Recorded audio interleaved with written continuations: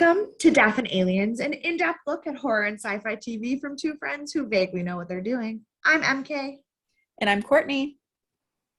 So, how's things? Well, I had two very exciting moments of the last week. I mean, no, I was gonna say, I had more, but really no, I just had those two. One, I saw Pretty Woman, the musical, on the tour. How was it? I do not recommend.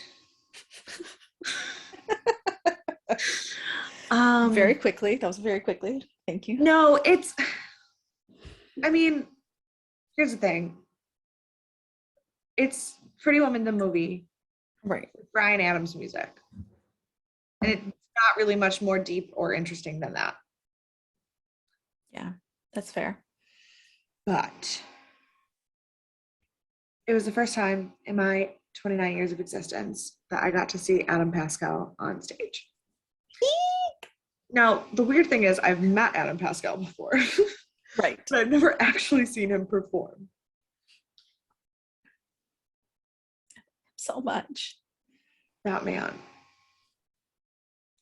made my soul leave my body.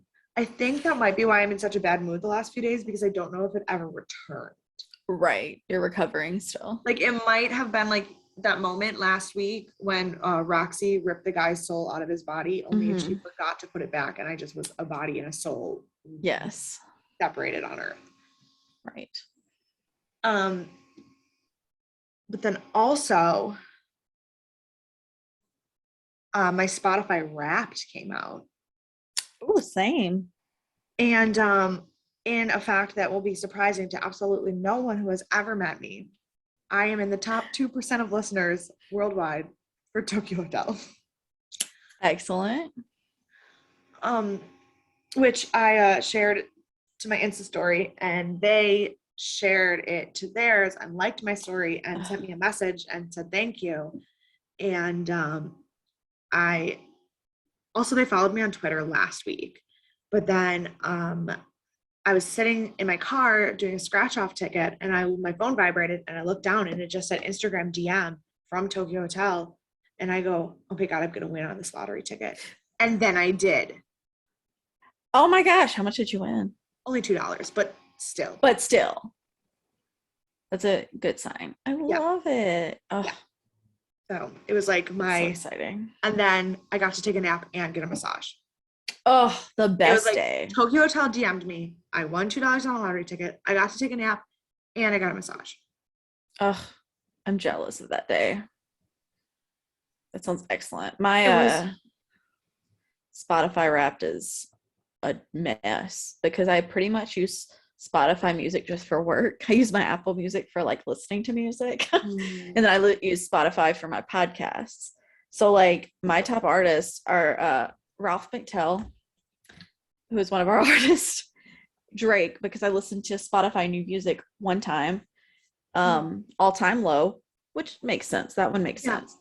Palais Royale, who I do not know who they are, but I believe they were also in the Spotify New Music, and I liked their song. Fair. And Fall Out Boy, which also makes sense. So it's just a disaster. Top artists. My top 5 artists were I know who my top tracks were. My top tracks were so loud. Goodness gracious. My thing. Yeah, my number one song of the year was I Think He Knows by Taylor Swift, which also does not surprise me. Fair. Yeah. My top 5 genres were emo in 5th place. Yes. Dance pop, German pop rock, punk rock, and show tunes. Sounds right. I don't think I took a picture of mine, but my audio aura was just angst and bold. My audio aura was angst and yearning. I mean, to be fair. um, I'm just trying to get to the end of it. Oh, my top 5 artists, because I apparently listened to the Spring Awakening soundtrack a few too many times in the year 2020. Yes. Which actually does make entirely too much sense, because while I was packing my apartment to move out of Thailand, I had the Spring Awakening soundtrack on repeat while I was cleaning my apartment. So that's truthfully why they're up there. But so my top 5 artists are John Gallagher Jr., Brian Johnson, Jonathan Groff, Leah Michelle. Purely just, that's all because of Spring Awakening. And then number 1 is obviously Tokyo Hotel. Right, naturally. And my top 5 songs, 1 is I Think He Knows by Taylor Swift. 2 is Crush by Tessa Violet, which is my other favorite song. 3 is White Lies by Tokyo Hotel, which was the first song that they came out with this year, like the first new song. And then Touch Me and The Bitch of Living. Because again, nice. Spring Awakening took over my life at some point this year. Yes. Well, which it does also, like, every once in a while just completely take over my life for like a couple months, and then that's how show tunes work. Yeah. Every now and then, one just circles back around and takes over you. It's usually Rent or Spring Awakening or Next to Normal for me. Like those are the 3 that will just be like, all right, I'm listening to this for a week straight and nothing else. Yeah, it's usually Rent and Waitress for me. Fair. I also had 2 very nice times this week. I'll explain them. So as everyone in the world knows, I work 1,000 hours a week, so all of my stories are going to come from work because that's all I do anymore. Sure. But so I worked Monday, Tuesday, Wednesday at the bar, and we had this Irish couple in from, they said Cove, and then I asked all of the Irish people I worked with where that was, and they didn't know, so I don't know where it's at, but it's in Ireland. Okay. So I'm told. They came in every night because they loved me to talk to me. They were very sweet. Cute. They remembered my name. Their names were Gordon and Lou. They were adorable and I loved them. Very sweet. And then there was another couple that came in. They were from Texas and came in on Tuesday night, and they just kept telling me how great I was all night. So I was like, love you people. And then they came in last night and requested me to sit with me, and they just came in to have one drink to get out of the city before they went back to their hotel. And I was like, and they tipped $20 on their $30 bill. So it was nice. I may have worked 1,000 hours a day and didn't get off till after midnight every night, but it was worth it. Seems to be. Yeah.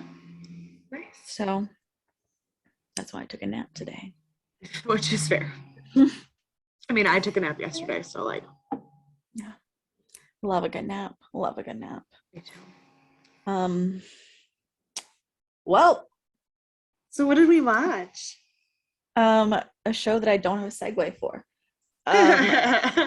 Dead Like Me, season 1, episode 10, called Business Unfinished. It had a rating of 7.9 out of 10. For a second, I couldn't remember. Wrong? No. I did not understand the title, and I had to replay the episode in my head for a second. And then I said, oh, never mind, I get it. That was all about me. Sorry. Great. I really questioned myself for a second. I was like, I would not be surprised if I did something wrong. Glad I didn't. So the release date was August 29th, 2003. Runtime 43 minutes. The number 1 song was Still Crazy in Love, because I think it just won the whole year, which, to be fair, I mean, it's Beyonce and Jay-Z, so like I get it, but still, yes. Speaking of, Jay-Z's birthday is this weekend. When is his birthday? December 4th. Oh, my friend I only know that the 5th. My brother's birthday's tomorrow. Oh, that's so fun. I only know because my students were trying to tell me that this week on Tuesday, the 30th of November, is apparently Stay Home If You're Well Day. So they told me that they weren't going to come to school on Tuesday because it was Stay Home If You're Well Day. And I said, oh, that's funny because it's also if you don't come to class, you'll fail my class day. Oh, I love it. I wish I had a Stay Home If You're Well Day. then we were talking about weird national holidays, and so I pulled up like a random website that had a bunch of weird national holidays, and I go, apparently Jay-Z's birthday counts as a weird random national holiday. Didn't know that. Interesting. Also, this Monday, December 6th, is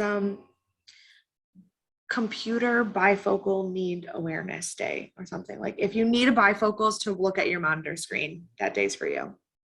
Not there yet, but making my way. I told them I was gonna go home and celebrate it for my mom. Excellent. How nice of you.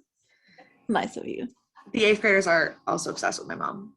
They want her. They told me that if I'm ever absent, they would like her to come sub my class. I think that's fair. Yeah, That's fair. So none of them have ever met her, but that's okay. I've only met her once, and I like your mom. That's true. So, the number one movie is new. It is Jeepers Creepers 2. So it's just horror sequels in the summer for some reason. Yes. I have not seen the second one because I watched the first one when I was 8, and that was not correct. It's not what you should do. I showed my 5th graders the Jeepers Creepers Scooby-Doo episode. Does that count? That's okay. That's not as scary. No, I was terrified. It's a pretty good Scooby-Doo episode, though. It is. I'm still scared, and that was 21 years ago. But it had Justin Long in it. At least the first one did. I think he, spoiler alert, I think he died. Also, spoiler alert, I don't remember, but I think he did. So I don't know what the second one's about, but I'm okay with I'm just surprised I remembered who Justin Long was. I love Justin Long. He's one of my favorite people on the planet. Not really that famous. I know. I love him. He's so awkward and like dorky, and his movies make me happy. Except is one of my favorite movies just because it's so ridiculous. And he has a good podcast. He interviews people. It's like good interviews. Oh, okay. So it's called Life is Short with Justin Long. Okay.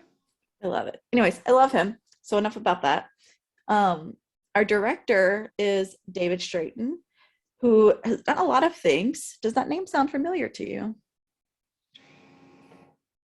No, I just keep thinking of Michael Strahan, which is clearly not who we're talking about. Different people. Very different people. So he's done some things like The Firm, Star Trek Enterprise. Okay. He's done a lot of the recent reboots, MacGyver, Magnum PI, Hawaii Five-0. But he also did directing on Hemlock Grove. Oh, just kidding. I knew that. Yeah. Mm-hmm. It's been a minute since you talked about it. But no, you said MacGyver, and I was like, why do I not know him? I'm confused. It's the new one. Yeah, I know. That's my favorite show. I cried when it got canceled. Oh, I thought you liked the original one. No, I've never seen a single episode of the original one. Oh, okay. My mom said that's a crime. But no, yeah, Lucas Till plays MacGyver in the new one, and it is amazing. I love it. Excellent. That means very little to me, but I'm happy for you that you like it. You don't know so Lucas he directed Till? some of it. I do not. He plays Hannah Montana's boyfriend in Hannah Montana the movie. Oh, well, then I definitely do, because I've definitely seen that. Lucas Till. Yeah. Oh, I do know this guy. Yeah. MacGyver. That's so nice. My mom just thinks I'm an idiot. That's okay. How do you not know Hannah Montana's boyfriend? Like, right. Especially from the movie. That's where we got our most iconic dance. Right. Slide to the left. Left. Clap 3 times. So I don't know. I just know. Zigzag, cross the floor, shuffle, and diagonal. Yeah. I can't do the dance. I know the whole dance. Me and Rachel learned it at 3:00 in the morning in my parents' kitchen. Sounds about right. Good times. Good times. So our writers were our dream team, Harry Victor and Danny Fesman, who also directed episode 4 and episode 6. Yes. They're always on the episodes except the last one I did. So they're my new dream team of writers. You're like, yeah, they're the only ones I ever have to talk about. Yeah. So clearly we've talked about them. Yes. Now, very exciting for me. Our guest star this episode is Susan Sullivan. And it was a good crossover for me because I'm currently watching Castle, which I'm new to. And she plays Castle's mom. And so I'm on the end of season 3 because I just blew right through it. And I love her so much. She's on a lot of other things that people would recognize, but I'm just really into Castle right now. So I know. I was trying to think when I was watching. I knew it was Castle's mom, but I was trying to think of what else I knew her from. I looked it up and it's like, oh, she played the mom in this one and that one and that one. And then she was in this other thing that came out like 30 years ago. And I was like, those things are fine, but it's not Castle. So. That's also true. Yeah. Oh, but she was in Dharma and Greg. Yeah. So, which we've talked about on this podcast before. Yes, because it's excellent. Because Greg is on Criminal Minds. Yeah. Did you know? Did we talk about that on here? I mean, yeah, because remember we talked about Matthew Gray Gubler and how everyone's obsessed with him, but I was like, no.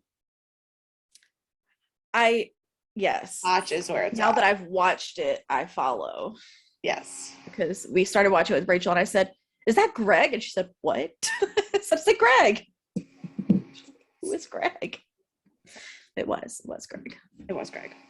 All right. So we start this episode at Happy Days talking about to-do lists. And so Dolores comes over and starts telling, yes. About the to-do list. She said everyone's to-do list is millions of miles long and nothing ever gets crossed off on it. And I have never related to something so much in my life.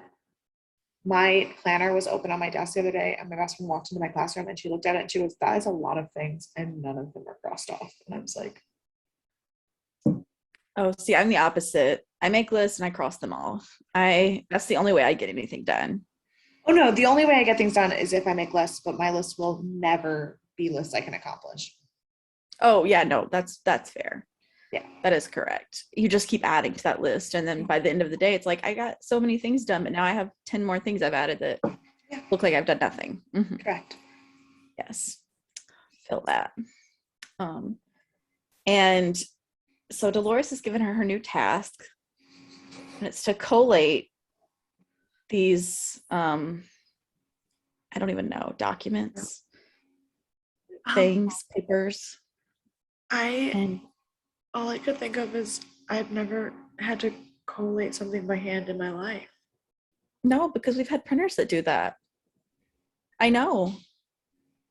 Maybe in 2003 they didn't. I don't remember 2003. I was in middle school. I don't know. I know. Yeah. So that sounded like a nightmare. And then she brought out these sticky fingers, which are just like thimbles. And paper thimbles, which I have seen people wear before. I have, but I was like, I don't think I've seen these in 15 years or more. Like it has been a long time. I've seen them more recently than that, but not on anyone under the age of 100. Yes, that is also accurate. They don't not really make a comeback. I just insulted my mom because I guess she uses them. Whoops. Sorry. You're not 100. She said,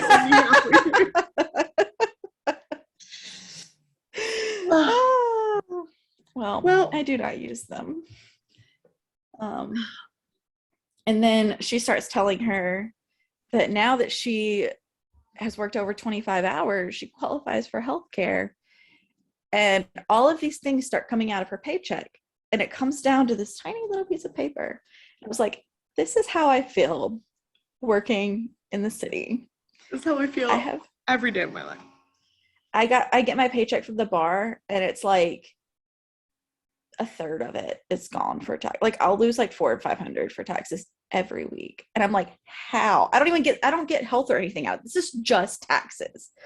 Like my health is paid for by my office job. Yeah, no, I am insane. Between taxes and health and dental and vision and union dues.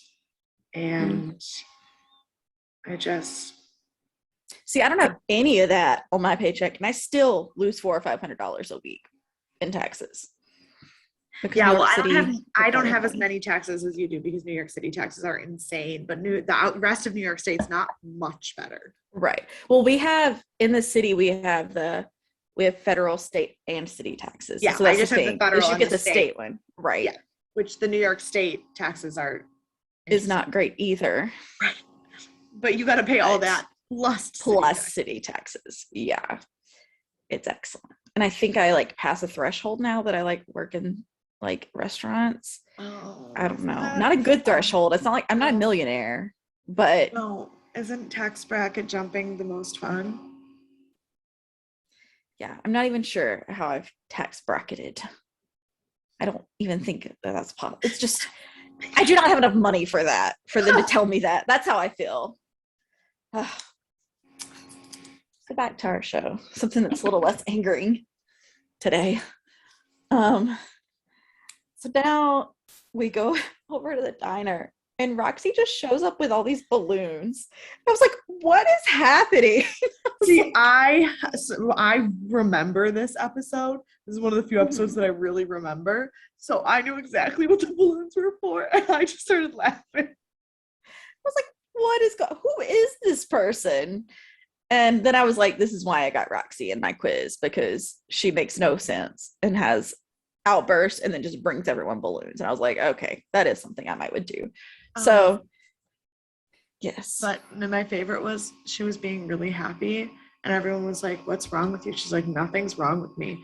And she was like, why would you even think something's wrong with me? And I wrote down Mason's quote because it was my favorite thing. He said, because you are an ornery bitch who eats puppy dogs for breakfast. I also wrote it down because I was like, you're not wrong. You're not wrong. It's like, I aspire to be described that way. Look, I will happily describe you that way. I will tell the world. It is not at all true, but I will tell the world if you want. I have that kind of power. I'm losing my mind. Everything's fine. And then, because this whole episode is just, you don't know what's going on with Roxy till the end, I just put, what happened to Roxy? In really big letters, because I was distraught for her. Which is correct, but I didn't know at this point. So now we're giving out our little Post-its, and Rube tells Roxy she's off for 2 days or a couple days, and gives Daisy her Post-it, and Daisy is not pleased. She is having a little bit of a fit, and but then she sees that one of them is to go to this Boston club, and she's like, it's fancy country club. She's like, exactly. Okay then. She's like, all right, that's fine. I can do that. And so then we follow her to the Boston Club. And lo and behold, Susan Sullivan. Is that her name? Did I get it right? Yeah. Yeah. Susan Sullivan. Her name's Mary Kate. Gotta love it. The character named after me gets caught on fire. So yes. And this was like not as ridiculous Rube Goldberg as everything else is, but it was so funny still, this death, because she immediately caught on fire by falling into it, and then one of her old lady friends threw coffee on her to put it out, but it was Irish coffee, so it had whiskey in it, which just makes the fire worse. And she just goes, oh, my coffee was Irish. And I lost it. I was like, that would be something I would do and not realize it until it was too late. But the best part was they were like, oh, the bananas Foster are on fire. And Mary Kate goes, it's not like it's going to kill you. I know. And then it does. That was just the writing of the show is just too much. It's like, it's great. I love it. So then Daisy, after leaving the shindig, shows up at Happy Times. Oh wait, because first she's like, okay, great, this job's over, your limo's waiting to take you to the great beyond. And Mary Kate goes, no, She's like, I'm not ready yet. I'm not ready to leave. I have things to do. Sorry. She's like, I gotta go to my son's office, do this. And Daisy's just like, you can't really do that. She's like, meh, no, I'm not done yet. So Daisy's like, alrighty. And so she shows up at happy time, which she is not wanted at all by George. And I wrote, I too would hide from Daisy. Yes. I also would not be thrilled about that. And Daisy finds George, even though she tried to hide, with this woman ghost. And she's like, go over there while I have a conversation with George. And she lays out this like plan to steal this woman's money with her and Mason. And I was like, this is not good. This is not a good plan. No. And anytime you put Daisy and Mason doing something together, feel like you just shouldn't do it. Like across the board. Yeah. Then she talks about there's zeros. Do you know how many zeros are in oodles? And I was like, how many zeros are in oodles, Daisy? Do you know? Because that's not a number. It's like, it's not a number. No. And then she tells George, when she's trying to convince her, she says that the difference between animals and humans is not the opposable thumbs, but the ambition that separates us. And I was like, okay, it's also opposable thumbs, but that's fine. Like you're half there right, are animals with opposable thumbs though. There are. Yeah. So then we go back to Roxy, and she is just, again, acting out of character. She's talking to this guy who she gave a ticket to, and he asks her to rip it up, and she does. It's the first time we've seen her not stand her ground with a ticket. She's just like, nah, rips it right up. And I just put, something terrible must have happened. Like at this point, I was like, I don't know what's going on. And he's like, maybe today could be the exception. And she's like, you're right. Maybe today can be the exception. And I knew what today was. Mm-hmm. I was like, I did not. That scene still made me angry. Even knowing what it was, it makes me angry because that guy just didn't deserve it. Like, no, absolutely not. Roxy needed that moment, but that guy did not deserve that. Yeah, for sure. She should have moved his car like he was supposed to. Saying someone who never moves their car. I have paid plenty of parking tickets, including the fact that I once stayed at Miss Courtney here's house and left my car in Brooklyn 4 days, parked way too close to a fire hydrant, and then tried to pay my parking ticket and it wasn't in the system, moved to Thailand, and then 2 days after I moved to Thailand, turns out the parking ticket actually came due and my mom had to pay it for me. Came due. I still haven't paid her back. Okay. That's okay. She still loves you. She does. And that's so funny. The only thing in my life I have not paid her back for. Right. But yeah, so if anyone deserves their parking ticket ripped up, it is not that man. No, we used to have at Loyola, we had 2-hour parking on campus, but we didn't have parking on campus. We had parking at the main campus, not at the law school. And so we'd have to park down there, but like it was the same distance to walk from there as it was for me to walk from my house. So I was like, I'm just going to either walk from my house, or if it's too hot, I'm just going to park by the school in 2-hour parking. But classes were usually 2.5 hours. And so you would have to park like a minute before class and hope you got out either early or in time to move your car and nobody noticed. So I also got a lot of tickets for that. But like, that's insane. And they took up all of our parking when they were shooting Scream Queen. So we didn't even have that parking. They let them use the 2-hour parking. I also live on a street that has alternating street parking. I hate that. There have been times where I've literally just been like, I'm gonna risk it tonight. I'm gonna risk it. I did that in Brooklyn, especially like if it was snowing. I was like, I'm just gonna stay in bed, see what happens. But tickets aren't too bad. I think they were like $40 whenever it was like alternate street cleaning. I was like, mine's only $25 for alternate street parking.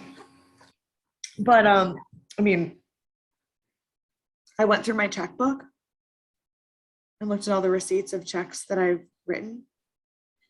And exactly half of them are for tickets. That's one thing. Since I don't have a car in the city anymore, I don't have to worry about tickets anymore. Yeah. So I miss driving, but I love not having tickets. So good times. I have better parking now. You can come stay with me. It's not alternate side parking. Yeah, but it's in Manhattan. Parking in Manhattan is. Oh no, it's way better on my street. It's way easier to park here than it was in Brooklyn. Okay, because let me tell you, last time the reason my car stayed at your apartment in Brooklyn was because I tried to park near David's apartment, and that was a joke. Oh no, mine's much easier to park. You have to like park at like normal times of day. You can't try to park at like 6 p.m. Well, But like, if you drive up at a normal time, you can park. There's parking like in front of my door. Oh, nice. So yeah. So come visit. Okay. Where was I? Roxy tore up the ticket. That's the last Roxy tore up the ticket. Oh, okay. I just turned the page. That's why I didn't recognize anything. Okay. So next we come up on Dolores, very frantically knitting. I was like, what is happening? Not a lot. She was just frantically knitting. It was not a big deal. And so, sorry, my mind just like went blank for a second.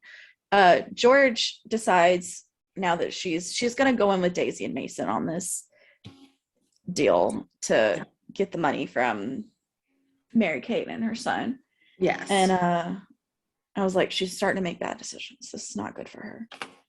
So she's been reading the employee handbook or whatever. So she knew the bereavement days, but she got the family members wrong. And so she said it was her aunt. And she was like, oh, you only get 3 days for an aunt. But then she just gives up, and she's like, she had put water on her face. So like she was crying, all this stuff. And she made Dolores feel really bad. Dolores like, we'll just say it was your grandma. She's like, can we do that? She's like, shh. It was so funny. And then she just walks out of there like a breeze. But it was really funny. And then I put Daisy, George, and Mason are an ungodly trio. Like the three of them together. Yeah. And at one point they're having conversation and Daisy's like, do you just trust me? And I was like, I wouldn't trust you with, I wouldn't trust you with a rock in a field. Like, right. That is not a good argument, Daisy. No. Yeah. And then so they're talking about like what type of money they're gonna make. And Daisy and Mason are negotiating, quote unquote.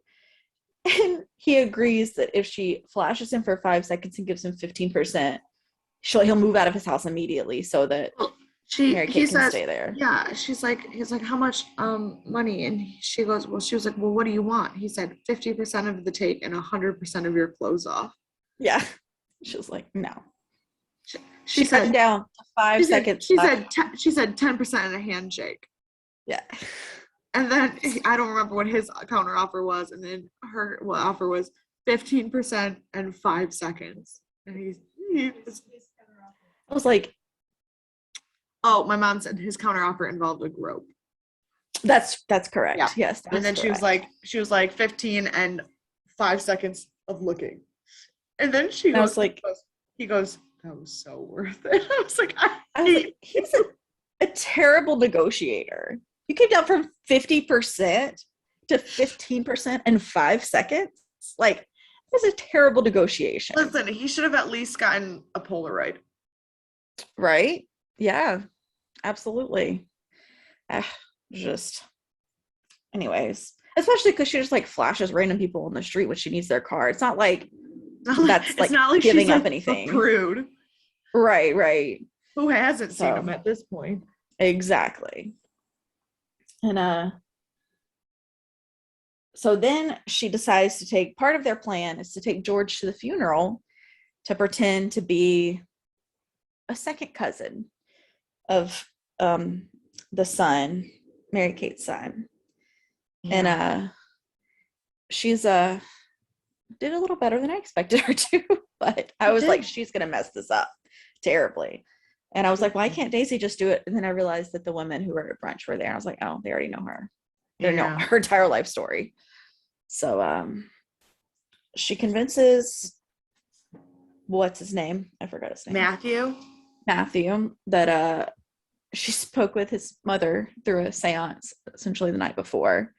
And so that's part one of their plan. And she tells him that there's a separate will hidden in a very specific place. I do not remember. I'm so sorry. Did you hear my Yes, horn? I did. Okay, you didn't react. So I was like, I don't know. No, That was I was like, waiting. You said you were in the middle of a sentence, so I was just waiting for you to finish the sentence. I see. I was ignoring the horn. Excellent. Yeah, so it was in a very specific place and I had no idea where it was because it was in a drawer of her curio cabinet. Which I only remember because I always find it odd when people actually talk about curio cabinets. Yes, I do not know what that is.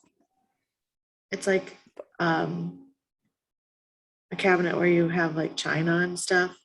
Like in the setup that I used to have in this room, the cabinet with all the stuff behind me. Yeah.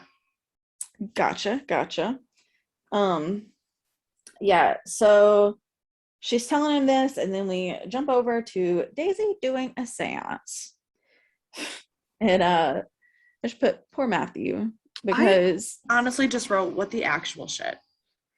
This whole scene. Truly, I loved it. It was just such a mess. And Mason, it's so Mason playing with like sound effects and throwing lamps down the stairs. He was living his best life. He was very excited about this whole thing. And I thought it was so funny because she did not seem to care for her son. She was just like, tell him basically that he sucks without telling him he sucks.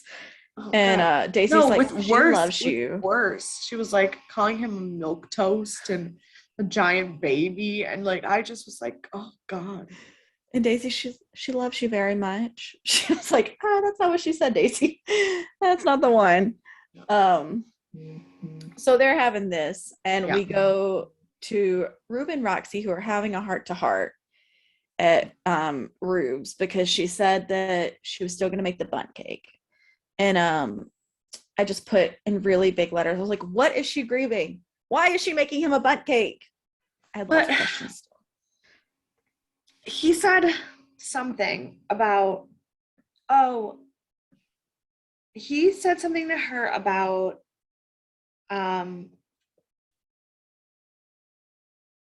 being like something like a housewife, like faking something. Oh man, I wish I gotta figure out what the quote was. It was good. About faking being happy or like faking being okay. Oh yeah, but it never works. Yeah. And I was like, what are you talking about? But I forgot. No, he was like, because she was like, I'm fine. And he was like, yeah, no, you're not. You're not. Yeah.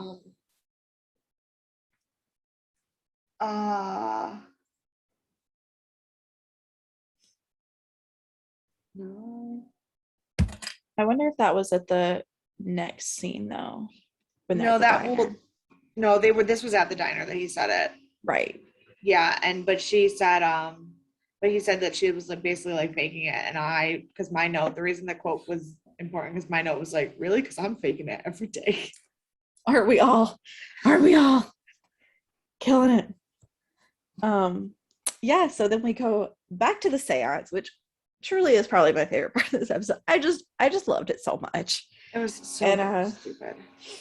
Georgia's telling Mason, she's like, we could get into a lot of trouble. Mason's like, we could get rich. She's like, okay. I was like, that did not take much convincing. Cool. She's like, she was like, we could get sent somewhere awful. And I wrote, more awful than working with Daisy. Right? I was like, where are you going to get sent? You're dead. Like, as long as you do your job, why are they going to send you somewhere? Anyways. But then, so Daisy's trying to get him to pay her more money, essentially. And she talks him up to $20,000. I was like, clearly this guy has a lot of money. Yeah. But he's also And gonna lose a lot of money if he doesn't figure out how to do his mom's job. exactly. So that's where we end the first seance. Yes. And we flash over to Mary Kate and George sitting by the sea. And it's such a sweet moment Yeah, I wrote because that I was kind of sad that she didn't get to die in her happy place. I know she wanted to be buried at sea, and she's telling George about it, and it's just so like nostalgic sounding, and oh, it was just precious. And I just wanted her to be on a boat in St. John's Bay. That's all I wanted for her. And No, wasn't she no, she was in St. Bart's. was it St. Bart's? It was St. Bart's. Okay, Yeah. I believe you. I trust your brain more than mine. So, so then we jump back to the diner, and Rube just keeps trying to tell this joke. He's like, so two guys walk into a bar, and Daisy's like, what's the bar? Who are the guys? And then Mason starts asking questions. He's like, no, that's not the point. That doesn't matter. He's like, that's just the setting. And they're like, well, that does matter. And they're going back and forth. And he's like, okay, just let me tell the joke, which I related to because that's how I feel every time I'm trying to talk to my class. I'm like, guys, can I get through a sentence? Right. I was like, these two, they don't even deserve a joke at this point. I was like, it's not going to be funny. Rube also decided because he was like, two guys walk into a bar, they got a drink. That's take your post note and get out of my face. Right. And then we start talking about grieving. Well, not we, but George. They start about grieving, and we go back over to Rube and Roxy, who are grieving, and we learn that it's her death date. And she died 21 years ago, which I expected to be a little longer, but only 21 years. She died in the 80s. Right. It was in 1982. Mm-hmm. And because I guess because she's so like more together than everyone else, I expected her to have been the one who died like after Rube died, but then both Mason and Daisy died way before she did. But they were also younger. I think she also, I think the fact that she died in the way that she died is more like Mason committed suicide because he's an idiot. Right. George died in a freak accident. We don't know why Daisy died yet. I don't know exactly, but it is probably a freak accident also because if she wasn't lying about dying on the film set. Right. Roxy was violently murdered by her best friend. Like that ages your soul. Right. And she was like more professional. She had this like, she was learning how to like create her own product to patent it. And she had a full-time job. Because other things that exist in this universe is that in the Dead Like Me universe, Roxy actually invented leg warmers. Yes. That was adorable. But that whole thing about her being a dancer and all the 80s flashback scenes and everything just made me so happy just because it's Jasmine Guy. Like, not just because it's Roxy, but because like, it's like, if you could pick what your character's backstory would be, what would it be? Like, that's totally what she did. Like, right. Yeah. And the one thing that I forgot about this episode was just how violent her death actually was. Like, I remembered that it was her death day, and I remembered that she died because it was the whole leg warmer thing, but I forgot how awful it actually was. It was rough. And Rube said a quote that I really liked. He said, "Life is too short and death is too long." And I was like, that's so true. That's so true, Rube. Also, this had me thinking, this is another speculation. When we see Rube having that big meal for two people, I wondered if that was him celebrating his death day. And maybe. Just a passing thought. So now, one of my favorite parts. We are back at a new seance number 2. And Mary Kate is fussy because clearly Daisy is trying to take all the money and like dupe her son. And she's like, what is happening? And then the cops show up to arrest Daisy.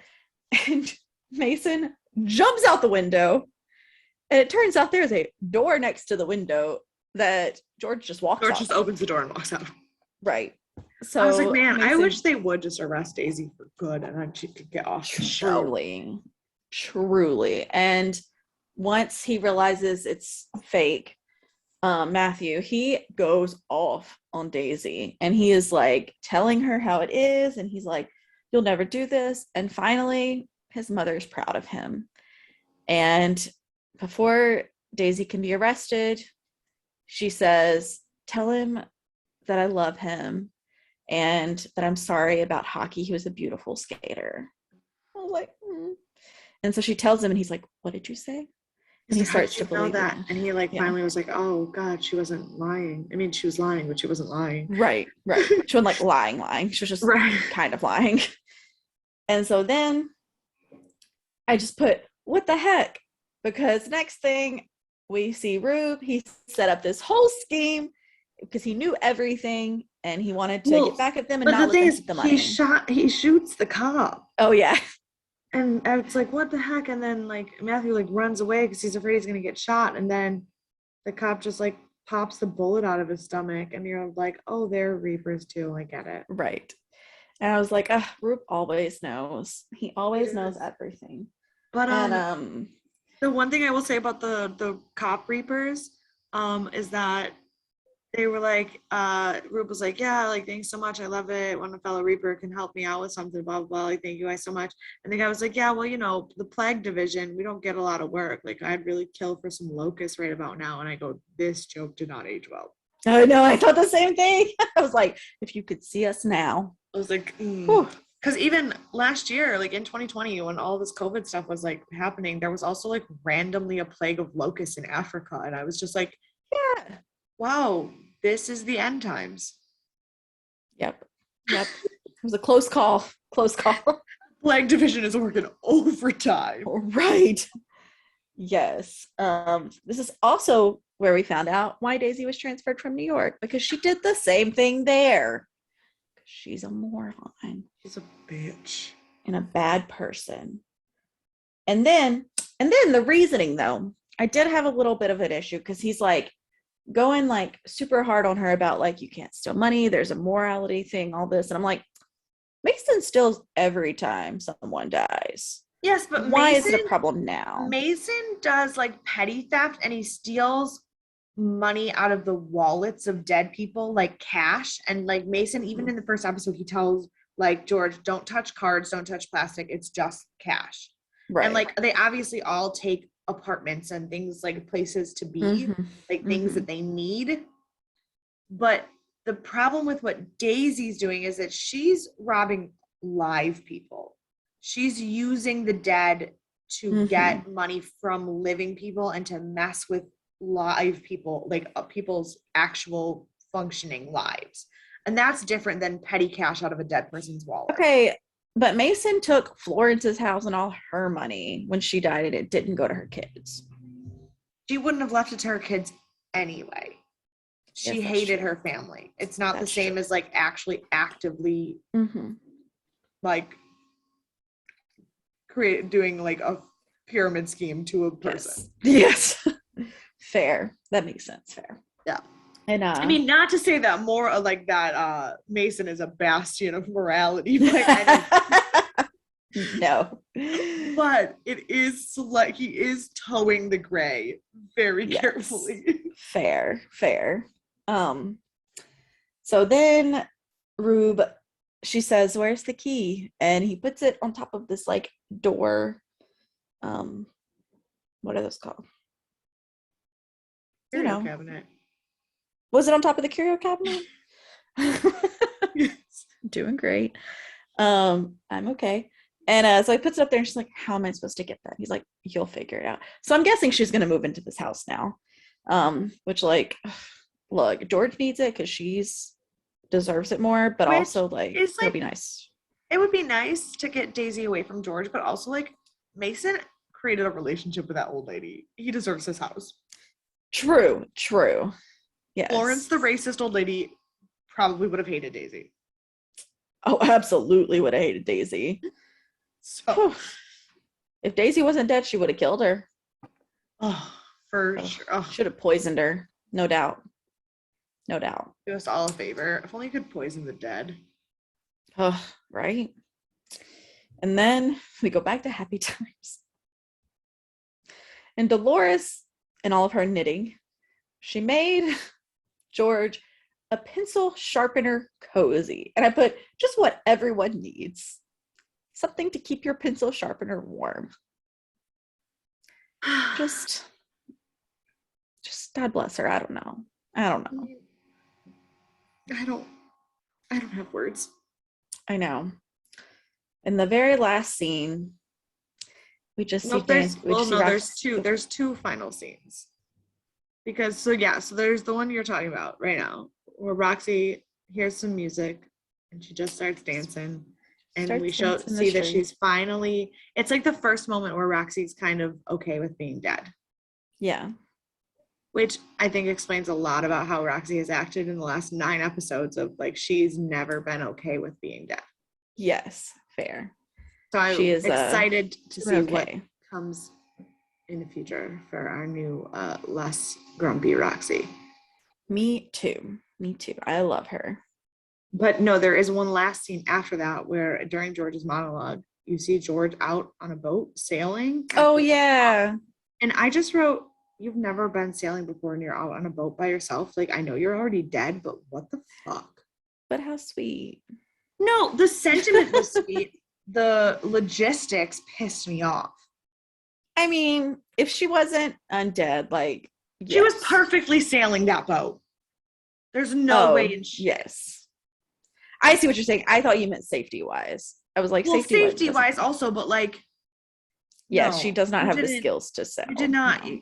How did you even get off of the dock? Fair. Yes, but I'm choosing to make it a sentimental moment and happy ending. There are 2 kinds of people in this world. Yes, there are. And I am a pedantic asshole. I chose happiness. So that's how we do.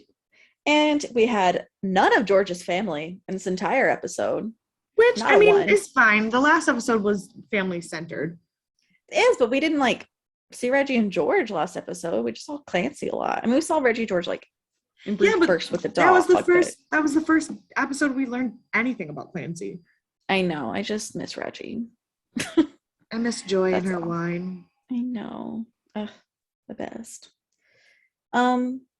Yeah, so I don't have any goofs or trivia. This episode, not a lot going on outside of the storyline. But I will say I posted today on Reddit from my account because I've not created a Death and Aliens account because I don't know how Reddit works. But I posted a question about what people thought, which I also posted on our Instagram. Oh my gosh, my brain is just like fried. I'm so sorry. Who Ronnie would see, George or Millie? And I was like, I want to know. And I want to say Reddit seemed to side with me. They think it was George. They think that Ronnie, because he had the same issues, he sees George, not Millie. And they also think that whoever is reaping them, they see as their normal selves before they die. So like while everyone else would see them as their new person, if they are specifically reaping you, they see them as their self before they change over. I don't know if I agree with that part, but I do think that he saw her as George, not Millie. Well, because we did actually in last episode get a moment of seeing Millie face again. Right. So I don't know. I know. It's a conundrum. I like the discussion. Let's see if I don't have any other comments, but I got another upvote. I think that's good. I think that's like a like. Did you it is. Did you also link to the podcast when you do that? I posted on the podcast. Yes, I posted the podcast on this page, and I'm one of the last 4 posts. I am 3 of them. So like, it's like, here's the post that I just posted. Here's the post that says we have a podcast. Yeah. So like, they're beside each other. Hello. Hi. Yeah. So I let people know, do not you worry. Okay. So who do you want to punch in the face this episode?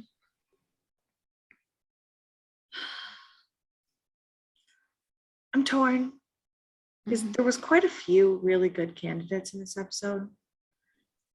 But I think I have to go with Roxy's roommate slash best friend slash patent stealing murderer. That's a good one.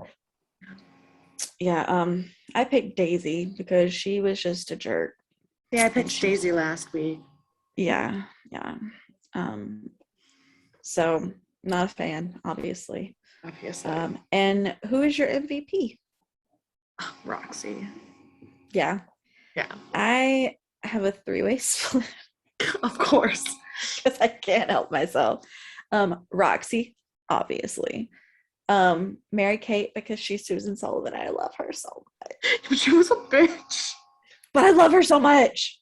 And Rube, because I thought it was so funny that he that's true. Rube's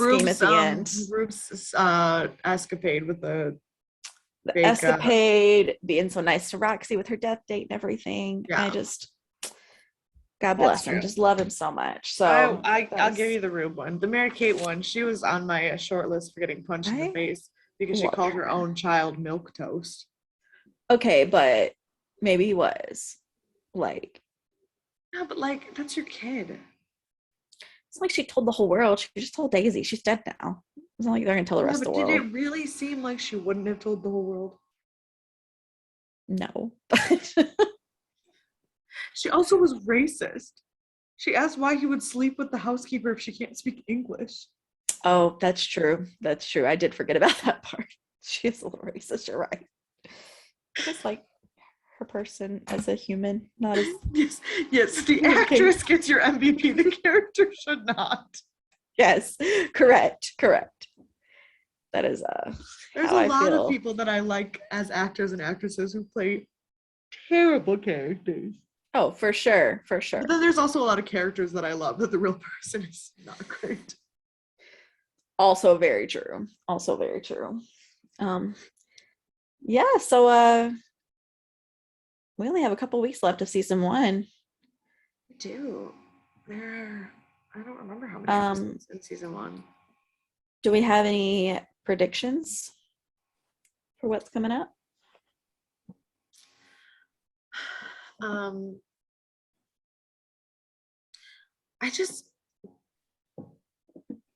don't know, but something's got to give with Daisy. She kind of got a little bit of comeuppance. We kind of literally had a little comeuppance moment this episode. So maybe something will give. I hope so. I hope it's this is her stern talking to from Rube is going to turn her around a bit. Yeah. I would like that. I'd like some more Rube story. I'm thinking that's one of my predictions. I think that the season finale of season 1 is when we're going to learn about Rube's backstory.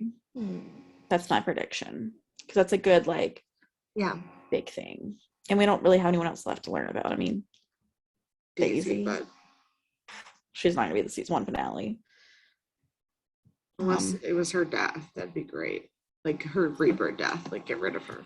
Not unfortunately her. I think she's in the rest of the show. She is in the movie. Yeah. Right. So I'm very aware that she's not going anywhere. I just keep hoping. Yeah. Do we have any predictions about Clancy? Where he's going to go in life?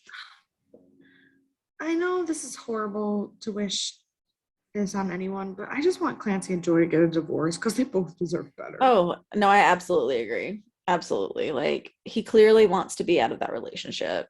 And Joy needs her space. She doesn't need to worry about him anymore. He's taking up a lot of unnecessary energy. Can she really handle that loss right now? I think it'd make her life better. I think she'd be happier, especially because they're starting to come back to normal. And so it's not like she's not super grieving George anymore. And Reggie's kind of coming together. She's the only one who hasn't grieved George. That's her actual problem. She's trying to get the family to go back to normal, but without grieving. Right. Reggie had her temper tantrum and freaked out and is finding her normal. Clancy like shut down and had his emotions, and now he's And going to potentially find started normal. having affairs. Potentially. Well, yeah, I mean, but apparently he was having an affair before she died. So like Yeah, true. he's just a terrible person. But like in terms of being a dad, he like had his moment and he shut down and he felt things and then he moved on. Joy hasn't let it happen. Like Yeah, we've that's seen true. like bits and pieces. Because she keeps having to take care of everyone else. She has Right. outbursts, not Right. But that's I like mean, moments. and that happens like when you're a mom, you take care of everyone else first, which is Right. valid and real, but she's never going to get back to normal until she takes care of herself too. Exactly. What kind of wild death do you think is coming up if you had to speculate about? I couldn't even guess. You could give me 14 made up nonsense scenarios and I still would not even know what to think. Like I think someone's gonna get chopped in half. I hope not. That's graphic. We won't see it. They don't show it, the goriness. That's true. They don't. But like, what's left? We've been impaled a few times. We've fallen off of things and died. We've been eaten by a bear, mauled by a bear. I don't think no one's been like chopped in half or anything yet. That's true. I feel like it's coming. Have we had decapitation? Mm-mm. Yeah. If we have decapitation, it'll be by something weird, like Oh yeah, like a somebody's gonna like be decapitated by the head of a carousel horse. oh wait, was the guy in the second episode when he got stuck in the spinning doors?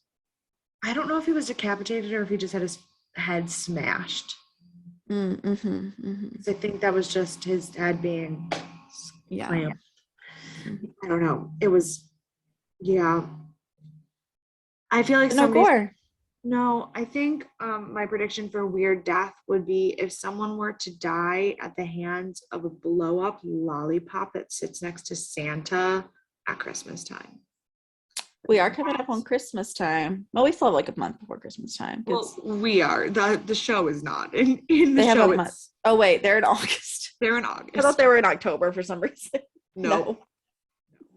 The show was a summer show, so I don't think they even have a Christmas episode.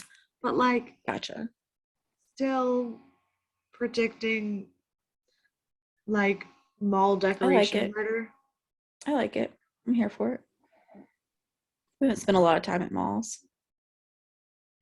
No, we haven't spent any time at malls. You would think malls were way more popular in 2003.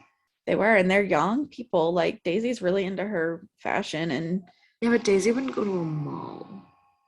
True, but like George and like her new friend, they should have gone to a mall, but they didn't. Yeah, George's friends only ever last an episode. So far, at least. Poor George. I know. As soon as, like, Betty would have gone to a mall. Betty would have gone to a mall. Betty did go to a mall. We just never saw it. We saw her shopping stuff. Yeah. Well, if you would like to go to a mall. Nope. Nope. I was at a mall yesterday. That's not the segue. No, it's not. There's no saving that one. If you want to hear about Christmas movies that have malls in them, like Holiday, that was posted yesterday on Instagram. Look at that. Nope, got nothing. Yeah, you can follow us on all of the social medias at Death and Aliens. And you can follow me at EMKAY_superstar. And you can follow me at CECloud13. And we will see you whenever this comes out. No, just I don't know what day it is anymore. I quit. Next Wednesday-ish. Yes. That's a wrap. Goodbye. See ya.